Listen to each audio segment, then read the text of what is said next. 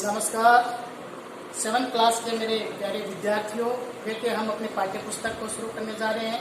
जैसे हमारे विद्यालय के जो शिक्षा समिति है उसने आपके लिए इस पुस्तक का आयोजन किया है। यह पुस्तक आपके लागू की गई है। शायद आप सब लोगों ने ये पुस्तक मार्केट से, बाजार से खरीद ली होगी। आज हम इसी पुस्तक के जो पहला पाठ है, प्रथम अध्याय है, उसके ऊपर हम आज पढ़ने जा रहे हैं। इस पुस्तक का नाम है माइलस्टोन। 7th क्लास की हिंदी बुक की भाग फर्स्ट में से अपन ले रहे हैं आज भाग 1, इसमें से सीख। देखिए, सीख कविता में कवि ने हमें प्रकृति के प्रत्येक क्रियाकलाप से कुछ न कुछ नई जानकारी लेने के लिए हमें प्रेरित किया है। तो देखिए, कवि इसके अंदर, कविता के अंदर हमें क्या क्या प्रेरणाएं दे रहा है। प्रकृति के माध्यम से हम कौन कौन से अच्छे विचार, अच्छे कार्य अपने जीवन में धारण करके और अपने आप को महान बनाते हुए प्रकृति और समाज का हित कैसे साध सकते हैं। तो देखिए, आज हम इस कविता में ये देखते हैं। देखिए, इसके अंदर कवि कहता है, इसकी जो पहले लाइन है बुक के अंदर, आप देखिए, बुक खोल करके देखिए, उसमें लिखा हुआ है, फूल भी हंसना हमें सिखाते।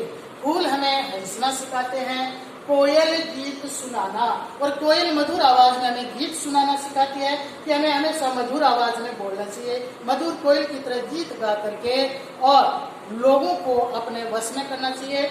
आगे कवि कहता है, देखिए, सूरज की किरणें सिखलाती।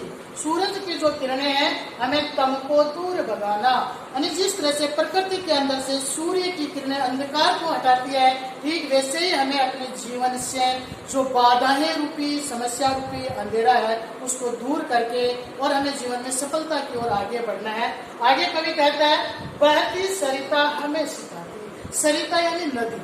देखिए, नदी हमें क्या सिखाती है? बहती सरिता हमें सिखाती आगे बढ़ते जाना।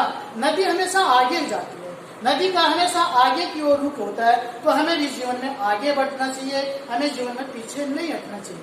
हमारा भी जीवन के अंदर हमारे को प्रगति के पथ पर हमें आगे बढ़ते रहना चाहिए। देखिए, कभी आगे और क्या कहता है, कभी आगे कहता है, उठता धुआं सिखलाता हमको।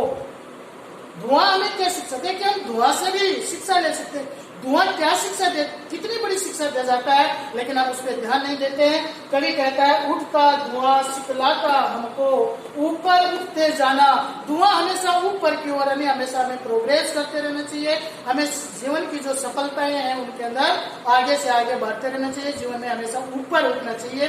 ये शिक्षा हमें धुआं दे जाता है, जिसको हम रोज देखते हैं। कभी आगे कहता है, सहनशील वसुधा सिखलाती। वसुधा यानी धरती। देखिए, कितना सहन करती है, कितने धैर्यवान है लोग। किस तरह से इसके ऊपर बड़े बड़े नलकूप बनाते हैं, गड्ढे खोदते हैं, इसको इधर से इधर, कितना इसके, लेकिन ये सब कुछ सहन करती है और सबको सहन करते हुए सबको आधार प्रदान करती है। ये कभी भी विचलित नहीं होती, कितना धैर्य धारण करती है। तो हमें भी इस वसुधा की तरह सहनशील होना चाहिए, सबका पालन करना, और सहनशील होने के साथ साथ सबका पालन करने की शिक्षा भी पृथ्वी हमें देती है। कवि आगे कहता है, देखिए, कवि आगे कहता है, आसमान का चांद सिखाता। आसमान का जो चांद है वो भी हमें एक शिक्षा देता है, और वो शिक्षा क्या देता है? रात्रि के अंदर जो जग का अंधेरा होता है उसको दूर करता है। तो कवि कितनी सटीक बात कह रही है। देखिए, आसमान का चांद सिखाता जग को रोशन करना, कि जिस तरह से अंधकार को दूर करके चंद्रमा रात्रि में प्रकाश कहलाता है, वैसे हमें भी अपने जीवन की सफलताओं से संसार के अंदर जो बाधाएं रूपी अंधकार है उसको दूर करते रहना चाहिए। आने वाली पीढ़ी के लिए हमें रास्ता बनाना चाहिए, ताकि वो भी हमारी पद चिन्हों पर चल के जीवन में आगे बढ़ सके। देखिए, कवि आगे कहता है, सागर का संगम सिखलाता सबको गले लगाना। संगम, समुद्र के पास जो भी जाता है उसका वो अपने अंदर आगमन कर लेता है। यानी गंदा नाला जाता है उसको भी समुद्र ग्रहण करता है, अच्छा नाला जाता है पानी का उसको भी ग्रहण कर लेता है। तो हमें भी समाज के अंदर जो कुछ लोग गंदगी में फंस गए हैं उनको हमें निकाल के लाना है, और समुद्र की तरह उनको भी हमें अच्छा बनाना है, और अपने जीवन के अंदर उनको एक अच्छे व्यक्तित्व और अच्छे रास्ते पर जाने की प्रेरणा देनी है। कभी आगे कहता है, देखिए, पेड़ बहुत अच्छी शिक्षा हमें देते हैं। फल से लगे पेड़ सिखलाते। जब पेड़ों में फल आ जाते हैं तो पेड़ हमें बहुत अच्छी शिक्षा देते हैं। क्या करते हैं? फल पाकर झुक जाना। आपने देखा होगा, आम के पेड़ की टहनियों में आम के फल लगते, टहनियां नीचे झुक जाती है ताकि हर कोई उन फलों को लेकर के उसका आनंद ले सके। यहाँ पर फल पाकर झुक जाना, इसका अर्थ है कि हमें भी अपने जीवन में अपने फल प्राप्त हो जाए, अपनी इच्छाएं यदि हमें मिल जाए, हम अपने जो गोल्स है, अपने उद्देश्य है, उनमें हम सफल हो जाए। उनकी सफलता के बाद हमें झुक करके समाज के दूसरे लोगों के हित की बात सोचना चाहिए। हमें कभी भी अहंकार और घमंड नहीं करना चाहिए। ये पेड़ हमें शिक्षा देते हैं। आगे कवि कहता है, वर्षा की बूंदें सिखलाती सबकी प्यास बुझाना। वर्षा की जो बूंदें होती है प्रकृति में जगह जगह पानी के गड्ढे भर जाते हैं, सब लोगों की प्यास बुझाती है। तो हमें भी सभी जो भी लोग अभावग्रस्त लोग हैं उनकी प्यास यानी उनकी आवश्यकताएं हमें पूरी करनी चाहिए और वर्षा की तरह उनकी हमें हेल्प करके और उनको भी जीवन में आगे बढ़ने के लिए प्रेरित करना चाहिए। देखिए आगे कवि कहता है कि संतों का जीवन सिखलाता। जो संत लोग होते हैं, सज्जन लोग होते हैं, उनके जीवन से भी हमें बहुत बड़ी अच्छी शिक्षा मिलती है। क्या सिखाते हैं? सबको राह दिखाना।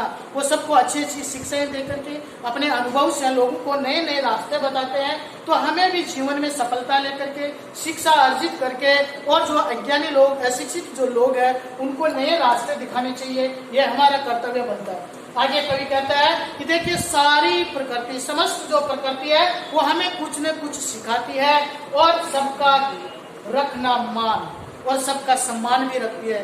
कभी भी प्रकृति किसी का अपमान नहीं करती है। तो कवि कहता है यहाँ पर साथ सभी के मिलकर रहना। हमें समाज के अंदर सबके साथ मिलकर के रहना है।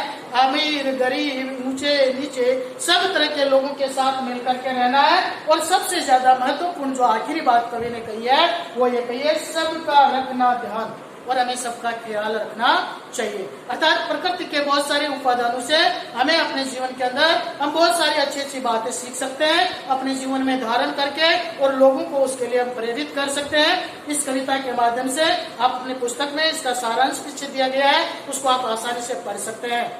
नमस्कार। आगे हम इसके प्रश्न उत्तरों के लिए बात करेंगे कल के वीडियो में।